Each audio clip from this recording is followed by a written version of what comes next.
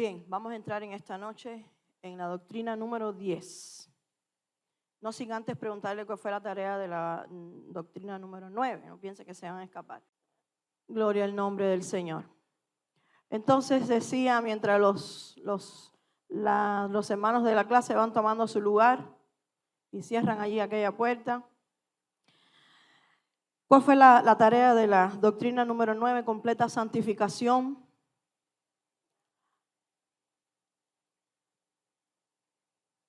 Sin la cual, yes. Un aplauso para mi hermana Charito, Rosario. ¿Quién se aprendió? A ver, ¿alguien más? Hebreos 12:10, ¿verdad? Nos faltó la cita. 12:14, mi hermano, tengo que aprender yo. A ver, mi hermano, diga. Seguid. Vamos. Seguid la paz. Nadie verá a Dios. Seguid la paz con. Nadie verá al Señor. Amén. Gracias por aprender la palabra. Vamos a la doctrina número 10 rápido en esta noche. La iglesia. Y la tarea es Efesios 1:22. Recuerde que el propósito, uno de los propósitos, además de aprender muy vuelo de pájaro, muy rápido, las doctrinas fundamentales en las cuales nosotras creemos y fundamentamos toda nuestra fe, es que usted aprenda la doctrina con el verso bíblico para que tenga la base de la palabra. Amén. Y no se quede cojo, sino cuando alguien le pregunte, ¿y por qué completa santificación? Usted le dice, porque dice Hebreos 12:14, seguid la paz con todo y la santidad, sin la cual nadie verá a Dios. Entonces, hoy vamos a ver la iglesia, Efesios 1:22. Fíjense, se lo estoy poniendo bien facilito. Efesios 1:22 es la tarea de esta doctrina, el verso que usted se va a aprender. Dice la palabra, y sometió todas las cosas bajo sus pies. Este es Cristo cuando venció en la cruz. Y lo dio por cabeza sobre todas las cosas. ¿A quién? A la iglesia. ¿Usted puede leerlo conmigo? Lo tenemos ahí en la pantalla. A ver, 1, 2, 3. Y sometió todas las cosas bajo sus pies y lo dio por cabeza sobre todas las cosas a la iglesia. Dígale ya a su vecino, a usted y a mí. Porque usted y yo somos la iglesia de Jesucristo. La Biblia utiliza diferentes expresiones para definir y para describir un conjunto de creyentes. Por ejemplo, en la palabra, cuando se va a hablar de la iglesia, Jesús dijo un cuerpo. El apóstol Pablo también dijo que somos un cuerpo. Llamó a la iglesia un cuerpo. También en la Biblia se le llama a la iglesia una familia. Mira, ahí a su familia está alrededor de usted. También la Biblia utiliza el término un pueblo para definir a la iglesia de Jesucristo. La Biblia también habla de un rebaño. Jesús habló de un rebaño. Jesús habló de una manada pequeña, que esa es la iglesia de Jesucristo también. Jesús habló de una vid. Jesús habló de un edificio para referirse a usted y a mí, a la iglesia de Jesucristo. Y por último, Jesús habló de una esposa para referirse a la iglesia del Señor Jesús. Pero la expresión más común, la expresión más básica y la que más usan los cristianos durante todos los años es una iglesia. Levante la mano y diga conmigo, una iglesia, eso somos. La Biblia llama con el término griego, la palabra griega. Recuerda que el Nuevo Testamento fue escrito en griego, por lo tanto la palabra que se usa en el Nuevo Testamento para iglesia es eclesía. E-K-K-L-E-S-I-A, eclesía, que esto quiere decir un conjunto de cristianos o una asamblea de personas, una congregación. La congregación de los santos, dice el apóstol, un grupo de personas que han sido convocados con un propósito, que lo vamos a ver después, pero es con un propósito, que Jesucristo convocó esta asamblea que se llama para nosotros, y el término más fácil es la iglesia de Jesucristo. Este significado bíblicamente es muy puntual, es muy definido. Y vamos a ir allí a la palabra Primera de Pedro. Yo lo voy a leer en la traducción del lenguaje actual, pero usted me va a ir cayendo. Yo sé que la mayoría tienen Reina Valera, pero quiero leerlo en la traducción del lenguaje actual. Primera de Pedro 2, 4 al 10. Cuando lo tenga me dice amén. En la traducción del lenguaje actual están el verso 4 y 5 juntos. Cuando vayamos a entrar en el 6, yo le voy a decir 6 para que usted vaya siguiendo su lectura allí en la Reina Valera. Dice Primera de Pedro 2, 4 al 10. Esta en la traducción del lenguaje actual tiene un subtítulo estos versos y es el nuevo pueblo de Dios. Y dice la palabra: ustedes son piedras vivas. Esto es el apóstol escribiéndole a los efesios, refiriéndose a la iglesia, a los cristianos, a los hijos de Dios. Dice el apóstol: ustedes son piedras vivas que Dios está usando para construir un templo espiritual. Por lo tanto, acérquense a Jesucristo, pues Él es la piedra viva que la gente despreció, pero que Dios eligió como la piedra más valiosa. ¿Quién es la piedra más valiosa del edificio? Jesucristo. Por lo tanto, Él es la piedra principal del edificio. Así se está refiriendo el apóstol en este pasaje a la iglesia. De la iglesia, Cristo es la piedra angular, dice la Reina Valera, la piedra principal del edificio de la iglesia. Además, ustedes son sacerdotes especiales y por medio de Jesucristo le ofrecerán a Dios los sacrificios que a Él le agradan. Dice el verso 6. ¿Usted me está siguiendo? Pues Dios dice en la Biblia: yo seré para Jerusalén una piedra valiosa y escogida. Seré la piedra principal y serviré de base al edificio. Él es la piedra principal, Él es la base del edificio. ¿Y quién es el edificio? La iglesia. Levante su mano conmigo y diga: yo soy el edificio. Pero tenemos una piedra principal que es la base. La base de la iglesia es Jesucristo, Cristo. El que confía en mí jamás será engañado. Dice el verso 7. Ustedes creen en Dios y por eso consideran que esa piedra es muy valiosa. Pero a los que no creen les sucede lo que dice la Biblia.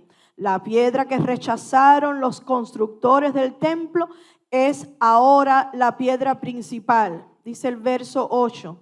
Y también esta es la piedra por la que muchos caerán, muchos tropezarán en esta roca. Voy a leer la Reina Valera y dice el verso 8. Y piedra de tropiezo y roca que hace caer, porque tropiezan en la palabra, siendo desobedientes, a lo cual fueron también destinados. Dice el verso 9, pero ustedes son miembros de la familia. Entonces Pablo cambia ahora, ya no nos dice más edificio, ahora nos dice familia de Dios. Mira ahí a tu hermano que está a tu lado. Es por eso que nosotros nos llamamos hermanos, porque somos miembros de una familia. Tenemos a un padre, todos somos hijos. ¿Usted me está siguiendo la idea? Tenemos un padre, ese padre es Dios. Cuando venimos a Dios, somos hechos hijos a través de la sangre de Cristo. Entonces, si yo soy hija de Cristo y usted es hija de Cristo, ¿qué somos usted y yo? Hermanos. Tenemos el mismo ADN. Díselo a tu vecino, tenemos el mismo ADN. Miren, le decía ayer a los intercesores, y voy a dar un adelanto de la próxima clase de la guerra espiritual, donde Pablo describe la vestidura del soldado romano. Pablo pudo haber descrito cualquier otra vestidura de cualquier otro soldado, pero él escogió, porque él servía en un tiempo ese ejército, describir, era la que más conocía, describe la vestidura del soldado romano. Pero en la descripción de Pablo nunca porque el soldado romano no la usaba, no había cobertura para las espaldas. Se habla del yelmo, se habla del pectoral, se habla del cinturón, se habla de la espada, se habla del escudo, se habla los romanos sí usaban una lanza. Pedro no la describe, pero no describe Pedro algo que no había en la vestidura romana. No había una cobertura para las espaldas. Los soldados romanos cuando iban a la guerra, lo único parte que no se cubrían eran las espaldas. Número 1, porque el apóstol no concibe retirada para el guerrero. El apóstol no concibe retirada. Por lo tanto, el apóstol nos quiere decir entre líneas, describiendo la vestidura del soldado romano, que aquí es nosotros, los soldados, los guerreros que combatimos en las fuerzas de Jesucristo, no podemos retirarnos, no hay retirada. El apóstol no contempla la retirada. Así que los cristianos, no nos sabemos la trompeta esa que dice retirada, eso no existe para nosotros. El apóstol Pablo no contempla eso. Y número 2, porque cuando el guerrero romano, el soldado romano ya se enfrentaba cuerpo a cuerpo con el enemigo, ellos se protegían las espaldas unos a otros. No tenían necesidad de agregar algo más a su vestimenta, porque esa parte, aunque no estaba tapada con algo físico, ya estaba cubierta, tenía cobertura. Número 1, no había retirada, y número 2, se protegían unos a otros. Dile ahí a tu hermano, estoy para proteger tus espaldas. Dile, estoy para guardar tus espaldas. Entonces, cuando ellos iban cuerpo a cuerpo en la batalla, ellos hacían como un círculo o como un semicírculo y se cubrían las espaldas. No necesitaban vestimenta en las espaldas estaban seguras. Ellos no iban a retroceder. Ese era también el violento ejército romano. Ellos no iban a retroceder, ellos iban para adelante, y es para adelante que usted y yo vamos en el nombre del Señor. Y número 2, ellos se protegían sus espaldas. Así que cuando usted entre en guerra o vea que uno de sus hermanos ha entrado en terreno minado, guárdele las espaldas a su hermano. Eso es parte de ser familia. La familia nos guardamos unos a otros. Usted puede tirarle un besito ahí al hermano que está a su lado, con respeto, si es mujer. Vamos, dígale, hermano, yo te amo. Cambia la cara de limonada. Limonada sin azúcar. Vamos, dile a tu hermano, somos una familia. Dile a tu hermano, somos familia. Aleluya. Aunque quizás no nos conozcamos mucho, no importa. Eso no va a impedir que cuando entremos en combate yo guarde tus espaldas. Gloria al nombre del Señor. Entonces Pablo dice en el verso 9, pero ustedes son miembros de la familia de Dios. Son sacerdotes al servicio del rey. Entonces Pedro ya nos dijo edificio, nos dijo familia, y ahora nos dice sacerdotes al servicio del rey. Y son un pueblo. Y son su pueblo. Dios mismo los sacó de la oscuridad del pecado y los hizo entrar en su luz maravillosa, que es el verso clásico que conocemos. Mas vosotros sois linaje escogido, real sacerdocio, nación santa, pueblo adquirido por Dios, para que anunciéis las virtudes de aquel que os llamó de las tinieblas a su luz admirable. Aquí dice, por eso anuncien las maravillas que Dios ha hecho. Y es uno de los propósitos de la iglesia que vamos a tocar quizás un poco más adelante. Anunciar las maravillas que Dios ha hecho. Dice el verso 10, antes ustedes no eran nada. En la Reina Valera dice, vosotros que en otro tiempo no erais pueblo, pero la traducción del lenguaje actual dice, antes ustedes no eran nada. Ni eran edificio, ni eran familia, ni eran pueblo santo, ni eran nación santa. No éramos nada. Pero hemos llegado a la piedra, aleluya, principal, a la base. Gloria al nombre del Señor. Pero ahora son el pueblo de Dios. Antes Dios no les tenía compasión, pero ahora los ama mucho, dice la traducción del lenguaje actual. Aquí dice que en otro tiempo no habíais alcanzado misericordia, pero ahora habéis alcanzado misericordia. Pero me gusta esta traducción, dice, antes Dios no les tenía compasión, pero ahora los ama mucho. Yo no sé si usted me puede ayudar en esta noche y decirle a tu hermano, Dios te ama mucho. Así que la iglesia no es meramente una institución sin fines de lucro. Eso es muy famoso ahora en este tiempo. No es meramente una institución sin fines de lucro. No es solo un grupo de personas reunidas para celebrar actos religiosos o, lo que es peor aún, litúrgicos, Dominus Obispo de la Santa Evangelii. Eso no es la iglesia del Señor. La iglesia del Señor es la respuesta sobrenatural de Dios ante un mundo que se pierde. ¿Qué quiere decir esto? Que Dios te levantó a ti y a mí y a miles, millones de santos, como lo describe Apocalipsis, millones que vamos a estar frente al trono del Rey en un tiempo ya que está por acontecer. Pero somos millones que el Señor sacó de las tinieblas, como leímos ahorita, a su luz admirable para equiparnos para hacer el trabajo de Dios, aquel trabajo que los ángeles quisieran hacer, pero no se les ha permitido, un trabajo sobrenatural. Y cómo la iglesia, el edificio, el pueblo, la familia de Dios puede hacer un trabajo sobrenatural si no somos sobrenaturales. Porque Dios nos ha equipado con armas sobrenaturales. Lo único que hay que saber usarlas. Eso vamos a hablar los viernes, no toca ahora. Pero hemos sido equipados con armas poderosas.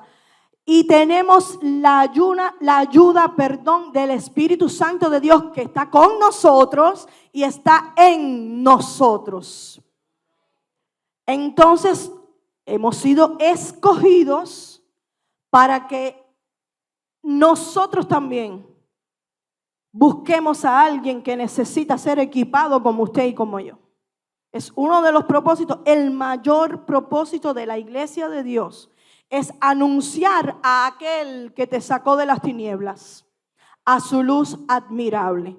Entre otras cosas, ese es el principal motivo de la iglesia del Señor. Tenemos armas sobrenaturales para usarlas también frente a un mundo que se pierde. Entonces la iglesia del Señor, quiero que esta idea quede en tu mente, es la respuesta sobrenatural de Dios ante un mundo que se pierde. ¿Por qué también la respuesta sobrenatural de Dios ante un mundo que se pierde? Porque hay un mundo que no conoce el verdadero amor, pero la iglesia tiene el verdadero amor, que es Cristo, para demostrarlo también, no solamente para hablarlo, sino para demostrarlo. Y este amor es sobrenatural, porque el mundo te dice que el que me la hace, me la paga. El mundo te dice eso, pero el amor sobrenatural de Dios me dice que tengo que amar aún hasta mis enemigos. Que el que me pide llévame la carga, que se la lleve por 1 milla, que se la lleve por 2 millas, me dice el mundo. Entonces nosotros hemos sido llamados para demostrar a Jesús en una forma que el mundo no conoce. Ay, qué pocos amén esta noche. Pero bueno, es lo que hay. Entonces, número 1, la iglesia le pertenece a Cristo. Él es el fundador. Lo leímos ahora en los versos. Número 1, la iglesia le pertenece a Cristo. Jesús vino al mundo a pagar el precio de nuestro rescate. Él es nuestro rescatista. Él pagó. ¿Cuál fue el precio? La sangre preciosa de Jesucristo. Él pagó el rescate, Él vino a rescatarnos con su sangre, nos redimió para Dios y nos llamó de las tinieblas a su luz admirable, como ya lo hemos leído. Así que la iglesia existe únicamente por la obra de Jesucristo. No existe por la obra de nadie más, Nadie más es el dueño. Sí, la iglesia tiene dueño, pero el dueño es Jesucristo. El dueño de esta iglesia de Betel es Jesucristo, y de todas las demás iglesias donde se predica la sana doctrina es Jesucristo. Aunque hay otras iglesias que dependen de un hombre y que dependen de una administración humana, Betel depende de Jesucristo. Él es el dueño de este lugar. Usted dice amén. Él es el dueño. Hechos capítulo 5, el verso 38-39. El contexto de este pasaje es que apresaron a Pedro y Juan por andar haciendo milagros y por andar predicando la palabra del Señor. Los fariseos, los seduceos, los maestros de la ley de aquel tiempo se enojaban, estaban todo el tiempo enojados porque estaban los discípulos repartiendo el evangelio a todo el que se le acercaba. Mientras la iglesia iba creciendo, más el diablo se iba poniendo y más se enfurecía. Eso es normal. A mayor bendición, mayor oposición.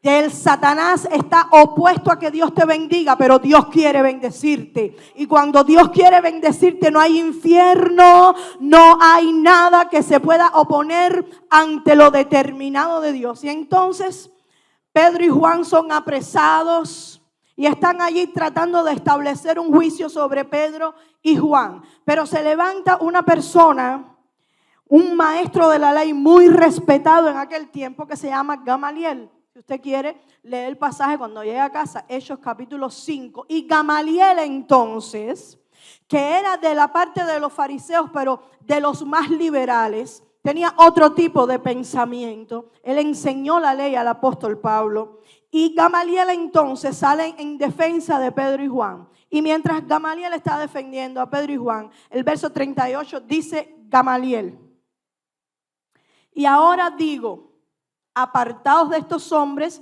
y dejadlos. Primero Gamaliel, el verso 33-34, él les está explicando que ya se había levantado uno a decir que él era un profeta y hizo unos cuantos, hizo un grupo grande, pero aquello no prosperó. Después se levantó otro, dice Gamaliel, y también lo mataron, y aquello, aunque él tuvo un grupo mayor que el anterior, aquello tampoco prosperó. Y en eso está hablando Gamaliel y dice: y ahora os digo, apartaos de estos hombres y dejadlos, porque si este consejo o esta obra es de los hombres, si es como las anteriores, estás queriendo decir Gamaliel, se desvanecerá.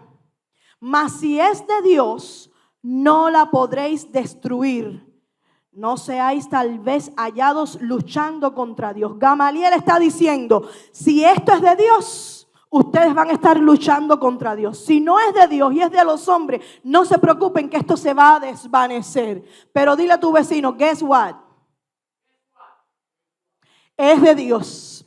Era de Dios, es de Dios y será de Dios, porque el dueño de la iglesia es Jesucristo. Dile a tu vecino, tenemos un dueño. Según el punto de vista de este gran maestro judío, de Gamaliel, la historia de la iglesia ha confrontado que efectivamente, ha confirmado efectivamente lo que dijo Gamaliel en estos versos que acabamos de leer, Hechos 5, 38 y 39. Está confirmado. Dígale a su vecino, está confirmado. La iglesia tiene dueño.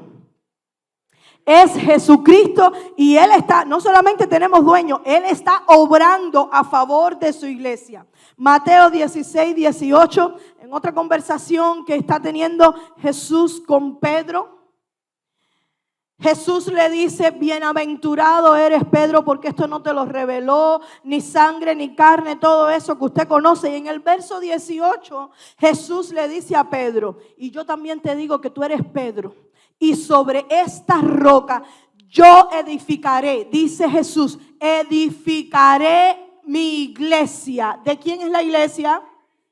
de Jesús, Él mismo le está diciendo: edificaré mi iglesia y las puertas del Hades no prevalecerán contra ella. Así que las palabras de Gamaliel se cumplieron, se están cumpliendo y se cumplirán. Nadie ha podido detener la iglesia de Jesucristo. La iglesia de Jesucristo a través de la historia ha enfrentado oposiciones, falsos maestros, falsos profetas, gente que ha querido derrotar a través de la mano de Satanás, pero no han podido porque hay un dueño que está defendiendo a su iglesia. Así que usted no se preocupe de nada, que Jesucristo es el dueño de su vida. Aleluya, porque usted y yo formamos parte de esta gran asamblea, la asamblea que se llama iglesia, de esta pequeña manada. Aleluya. Y Jesús dijo en Lucas capítulo 12: no temáis, manada pequeña. Díselo a tu vecino: no temáis, manada pequeña, porque al Padre le ha placido daros el reino. Aleluya. Así que la clave para que esta iglesia siga funcionando, la clave para que la verdadera iglesia de Jesucristo siga funcionando, es que nos enfoquemos en lo correcto. ¿Qué es lo correcto? Hablando de este primer punto, que la iglesia tiene dueño, es reconocer que Cristo es el dueño. Cuando usted reconoce que Cristo es el dueño de la iglesia, se acaban los problemas de administración, se acaban los problemas de hermandad, se acaban los privilegios dentro de la iglesia, porque usted está reconociendo que Cristo es el dueño. Él es el administrador de la iglesia a través de la tercera persona, el Espíritu Santo de Dios. Él es el que dirige a su iglesia hacia puerto seguro. Por tanto, cuando se levantan las tormentas, usted y yo no tenemos temor, porque sabemos que tenemos un dueño, Jesucristo, nuestro abogado, nuestro defensor, el Cristo de la gloria. Esa es la forma correcta de guiar a la manada del Señor, enfocándonos todos hacia la figura del dueño de la iglesia, Cristo. Él es el centro, Él es la piedra angular, Él es la base de este edificio. Gloria al nombre del Señor. Así que si usted y yo reconocemos que Cristo es el dueño, se acaban los problemas. Dile a tu vecino: si reconocemos que Cristo es el dueño, sí, Cristo es el dueño de este lugar. Cristo es el que administra este lugar a través de las personas que Él ha escogido, pero es Cristo. Y usted tiene que tener confianza en eso. Dígaselo a su vecino: confía que Cristo está administrando este lugar. Aleluya. Él es el dueño de esta casa. Número 2, la iglesia es una. A pesar de las diferentes ramas, a pesar de las diferentes denominaciones, a pesar de las diferentes corrientes, la iglesia de Jesucristo es una.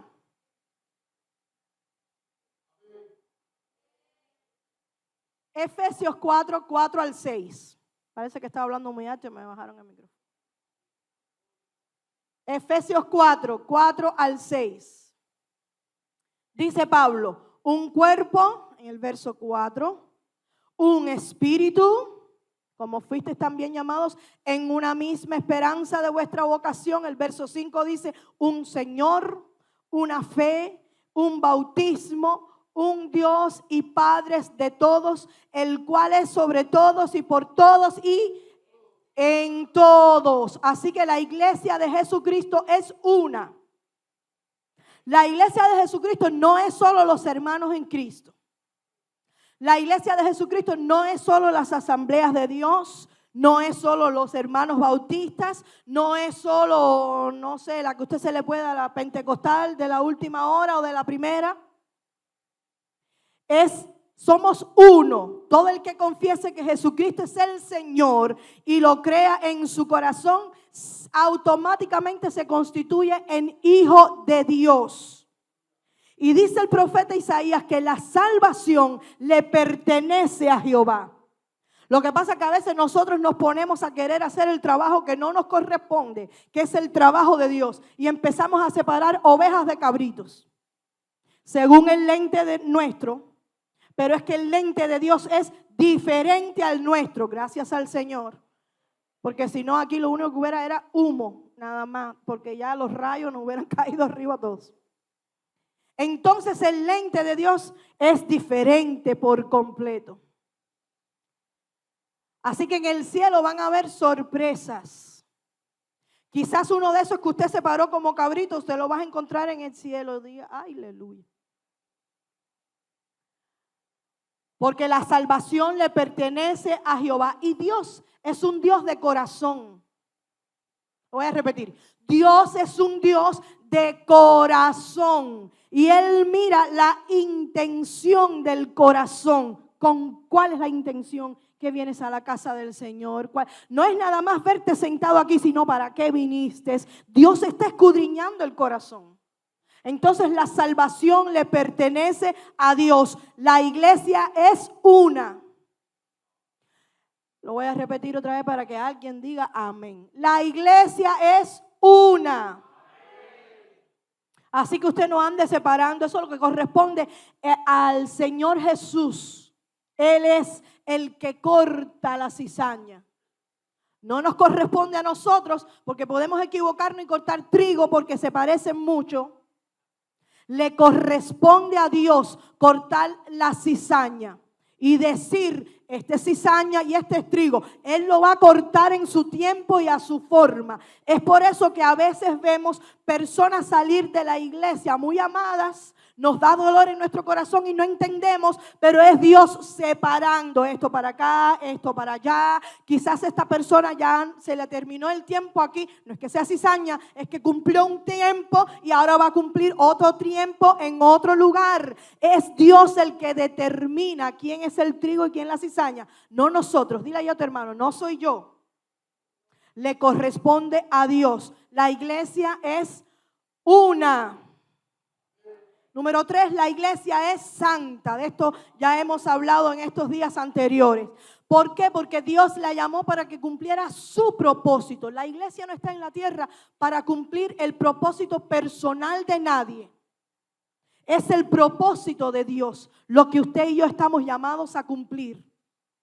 Es la visión de Dios, lo que está en el corazón de Dios, que usted y yo estamos llamados a cumplir. Primera de Pedro 1:15 al 17 dice así: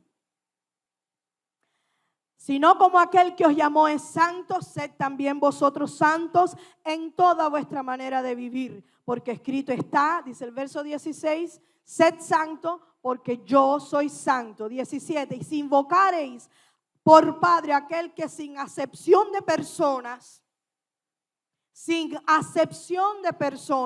juzga según la obra de cada uno, conducíos en temor todo el tiempo de vuestra peregrinación. ¿Cómo hay que conducirse? En temor todo el tiempo de vuestra peregrinación. Así que, número 3, la iglesia es santa. Debe reflejar el corazón de Dios. Debe reflejar el carácter de Dios, el fruto del Espíritu. Número 4, la iglesia es universal. Tiene que ver con que la iglesia es una, pero también lo separé porque quiero explicarles que la iglesia es universal. Porque los miembros de la iglesia no solo son cubanos, no solo son nicaragüenses, no solo son colombianos, no solo son hondureños o peruanos o dominicanos. La iglesia del mundo está está regada por todo el mundo. Hablan diferentes lenguas. Tienen costumbres diferentes, comemos diferentes cosas, nos gustan cosas diferentes, pero tú y yo somos iglesia. Apocalipsis 7:9 dice: después de esto miré, y he aquí una gran multitud, la cual nadie podía contar, de todas naciones y tribus y pueblos y lenguas, que estaban delante del trono y en la presencia del Cordero. Aleluya. Así que la iglesia de Jesucristo no se circunscribe solamente a Estados Unidos o a algún continente. No, estamos regados alrededor de todo el mundo. La iglesia es universal. Número 5, la iglesia es apostólica.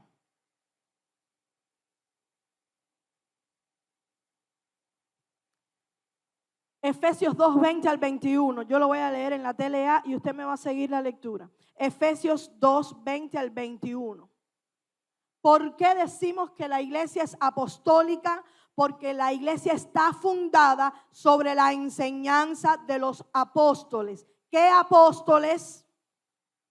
Los que caminaron con Jesús y recibieron enseñanza directa de Jesús. Los que tuvieron la oportunidad maravillosa y única por 3 años y medio de seguirle las pisadas a Jesús. De ver a Jesús. Sobre esos apóstoles es que la iglesia está fundamentada, sobre la doctrina de los apóstoles. ¿Cuál doctrina? La que comenzaron a enseñar ellos cuando hubo el de repente en Pentecostés. Allí comienza la iglesia, en Hechos capítulo 2. Dice Efesios 2, 20 al 21. Lo leo en la TLA. ¿Usted lo tiene? Ahí lo tenemos. Dice, todos los miembros de la iglesia son como un edificio, el cual está construido sobre la enseñanza de los apóstoles. Voy a leer la Reina Valera. Edificado sobre el fundamento de los apóstoles y profetas, Antiguo y Nuevo Testamento. No podemos desconectarnos del Antiguo Testamento. Los judíos, los hebreos e incluso los de hoy en día, el pueblo judío actual, ellos dicen y tienen por costumbre que las cosas, cualquier cosa, sobre todo las de conocimientos intelectuales, que sirven para su desarrollo intelectual y el desarrollo de sus costumbres, de su cultura. Ellos dicen que mientras más viejo sea, mejor es. Porque ellos creen que mientras más viejo sea el libro que están leyendo, mientras más vieja sea la ley que están ejerciendo en ese momento, más autoridad les da. Entonces nosotros no podemos desconectar el Antiguo Testamento del Nuevo Testamento. Toda la palabra, usted lo sabe, es inspirada por Dios. Lo vimos en la doctrina de la inspiración de las Escrituras. ¿Y útil para qué?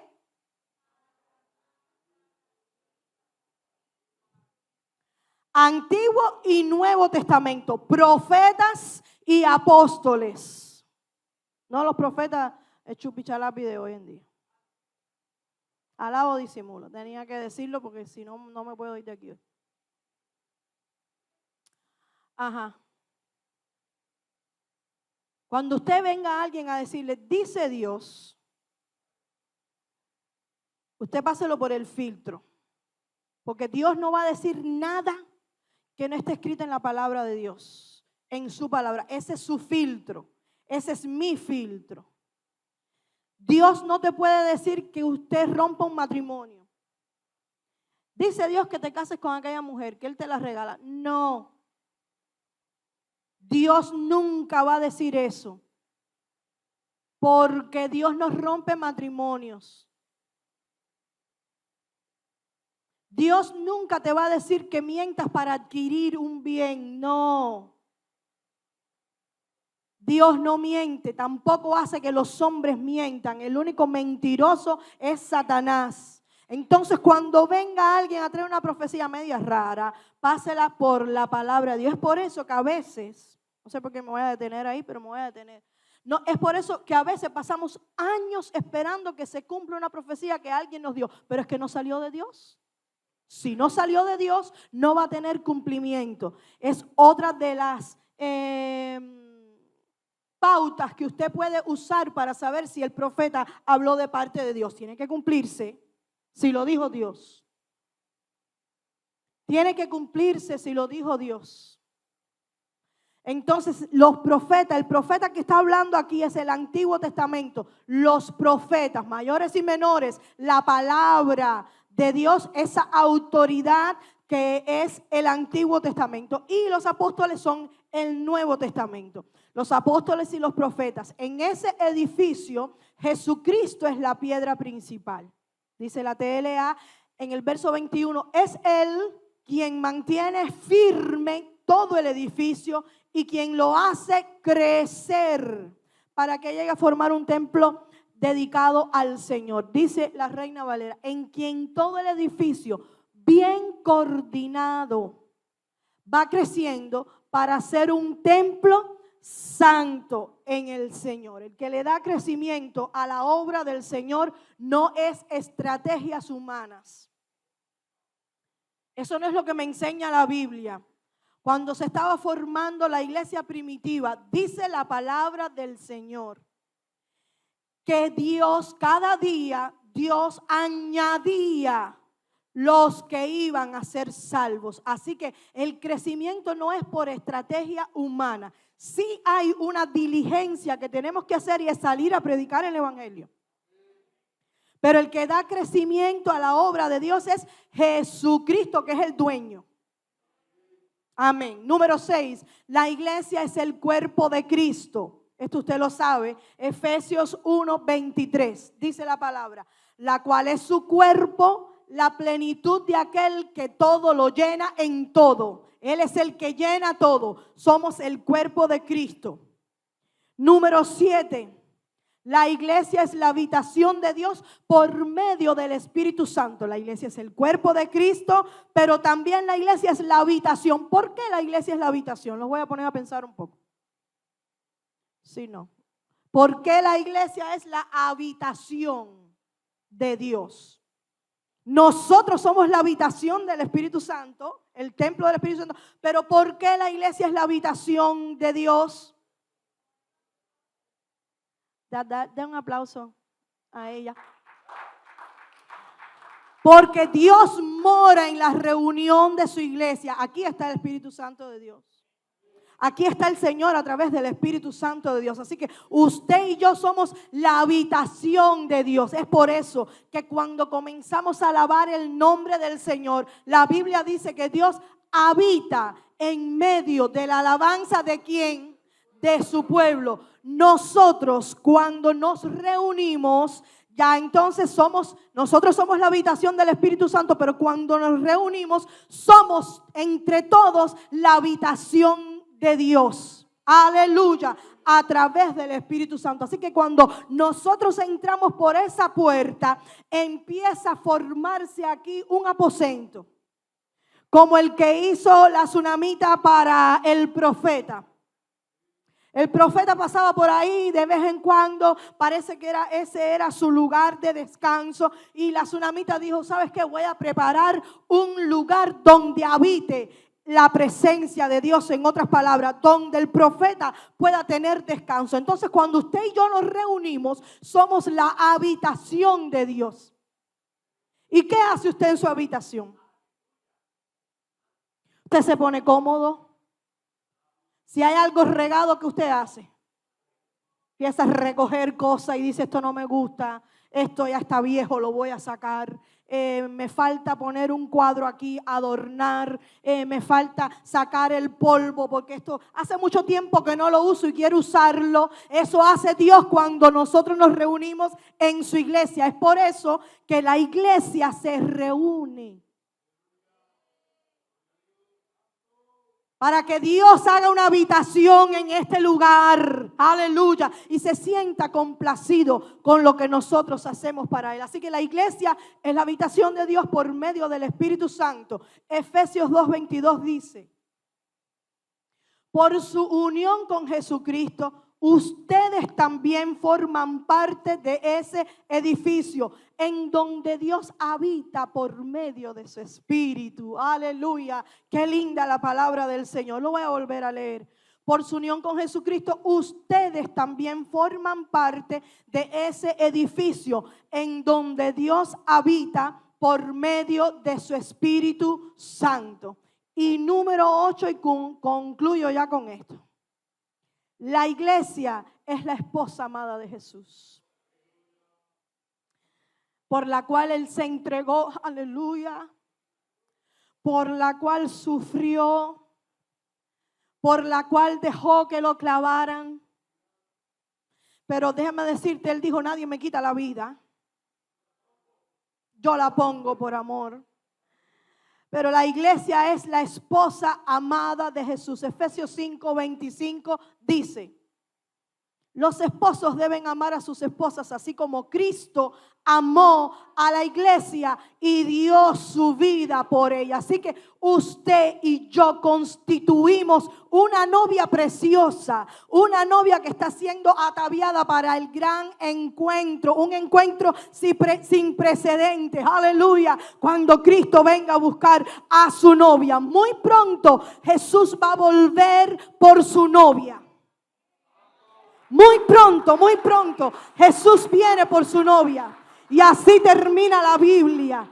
La profecía de Juan en Apocalipsis, el libro de Revelación, termina diciendo: el Espíritu y la novia, que somos usted y yo, dicen: ven. Y se oye un coro por allá: sí, ven Señor Jesús. Amén. Sí, ven Señor Jesús. Póngase de pie en esta noche. Les dejé una tarea, no se me va a olvidar, que la veremos este miércoles, no, el próximo. Gloria al nombre de Jesús. Efesios 1:22. ¿Me lo puedes poner, Noemi? Bueno, déjame este verso, vamos a ver este. ¿Usted lo puede leer conmigo? Hola, pastor. ¿Lo puede leer conmigo? Vamos a leerlo, a ver, 1, 2, 3. Y el Espíritu y la esposa dicen: ven. Y el que oye diga: ven. Y el que tiene sed, venga. Y el que quiera, tome del agua de la vida gratuitamente. Sigue, Noemi. A ver el 18.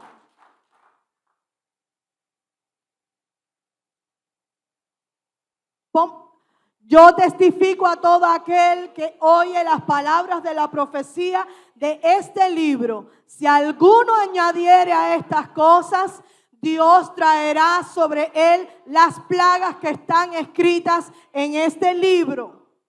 Y si alguno quitare de las palabras del libro de esta profecía, Dios quitará su parte del libro de la vida y de la santa ciudad y de las cosas que están escritas en este libro.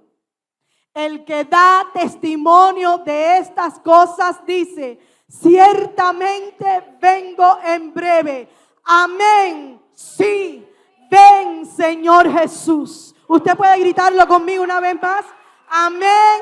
Sí, ven Señor Jesús. Amén. Usted extienda sus manos para acá y dele gracias al Señor por su palabra. Dele gracias al Señor. Dígale: gracias Señor porque me llamaste a ser parte de tu iglesia. Gracias Señor porque llamaste a ser parte de este edificio, de esta manada pequeña. Gracias porque ahora que arde por ti.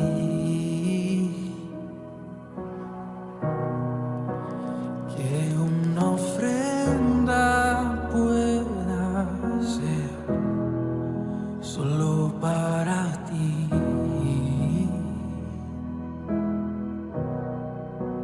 Que no se apague este corazón que arde por ti.